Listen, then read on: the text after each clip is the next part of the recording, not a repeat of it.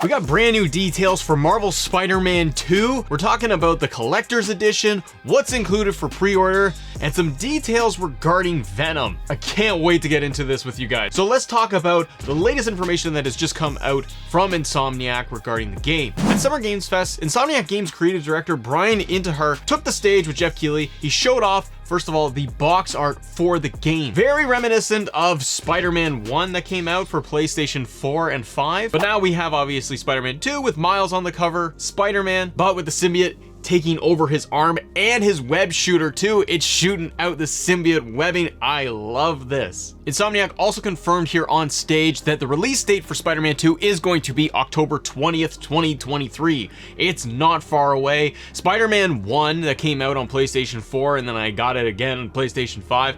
It was my favorite game, like period, of the last generation. I 100% of that game. I got all the trophies, everything. I replayed the story like 4 or 5 times. I absolutely loved it because of how much depth, character development, the story of Peter, the relationships he had. And then we got Miles Morales, which was considered a smaller game, but still beautiful, well written, well put together, and I was invested, and I enjoy Miles Morales as Spider-Man 2. His story was so impactful for so many reasons. And so this game, bringing them both together, playing as both, is going to prove to be very interesting. Insomniac Games also, with Spider-Man 1 and Spider-Man 2, is known for wanting and telling their own unique story when it comes to Spider-Man. So while with Spider-Man 1 and Spider-Man 2, they take elements obviously from the comics and from all the different mediums of Spider-Man, but they create and craft their own narrative, their own unique spin on things. So what's really interesting with this game, and confirmed by Insomniac, Venom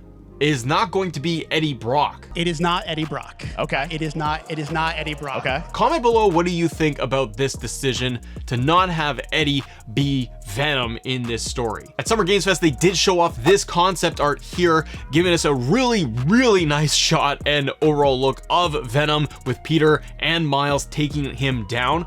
But it's not Eddie Brock. The question is going to be, the awesome speculation is, who is Venom? Now, spoilers for Spider-Man 1. If you haven't played it already, then you gotta go play it. But regarding the symbiote, at the end of Spider-Man 1, there is the implication that Harry Osborn is getting the symbiote, and so a lot of people are speculating that it's gonna be Harry. So while I think that that is very obvious and very likely and almost a very safe choice in this case, I'm gonna say it's not Harry. This is also, by the way, what I love about this game, because you have multiple enemies, multiple threads and storylines going on here. I don't think it's gonna be as cut and dry that Venom is Harry Osborn. We haven't seen any of that story talked about, referenced, or anything in the trailer so far for the game. We know based on the footage that Peter is already got the symbiote and he's already having that internal battle between himself and the alien. You can see and hear that it's taken over his mind, his decisions. He's becoming more aggressive, but he hasn't fully tilted over to the symbiote. So I kind of wondered, who could be Venom? There is a possibility that it is Kraven the Hunter. We know Kraven is going to be one of the major bad guys in this game. There is precedent in the comic books in Kraven's Last Hunt where Kraven is wearing the symbiote suit of Spider-Man. And once again, because Insomniac Games wants to put their own spin and flair on their storytelling in this world, we could see Kraven potentially become Venom. There is the possibility that it ends up being Norman Osborn, or it is Harry. But all the story possibilities is what has me so excited for this year's game. Additionally, at Summer Game Fest, they did show off more concept art here with Kraven the Hunter and all of the other baddies that work with him that are hunting Spider-Man and Miles. Concept art looks fantastic. It always looks great. It's also a great way to bring in more enemies that are going to be going after Peter and Miles, because we know we had that in the first game. You need somebody for Spider-Man to fight with throughout the game, even when you're free roaming.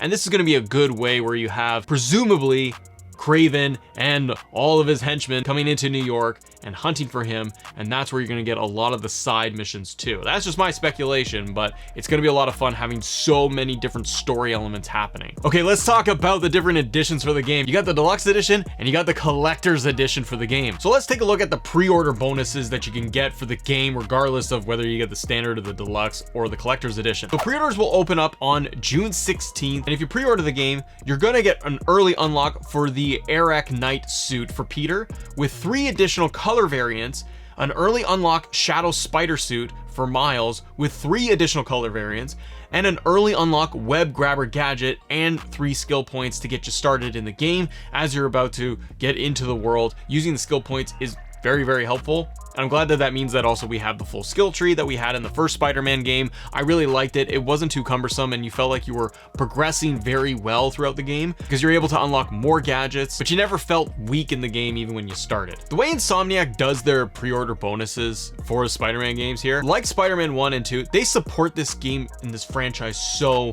much. Remember with Spider-Man 1 as it came out, you didn't feel like it was done. They continue to release additional content, DLC, and they support the game for a very long time with more additional suits well after the game was ever released. And this is what I love about Insomniac Games working on the Spider-Man franchise. And you could see the attention here when we're getting the pre-order bonuses, and you're getting 2 sets of pre-order bonuses for both Spider-Man and for Miles. So it's a great way to kick things off, and players feel like they're getting even more value.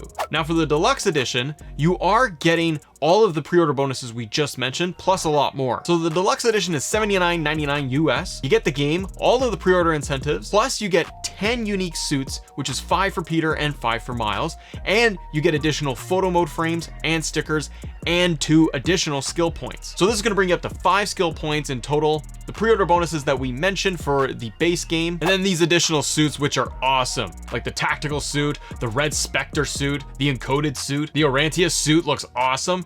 They give you so much variety, and this, I gotta believe, is going to be just kind of like a fraction of the different suits and variants that they're going to put in this year's game. By the time we finished up with Spider-Man Remastered Edition, the 2018 game, there was a total of like 40 suits available. That's a lot, and we're already looking at variants as well as the pre-order ones.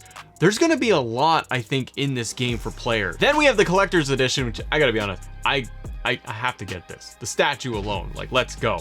Spider-Man 2's Collector's Edition looks like this. It's gonna come in at $229 US.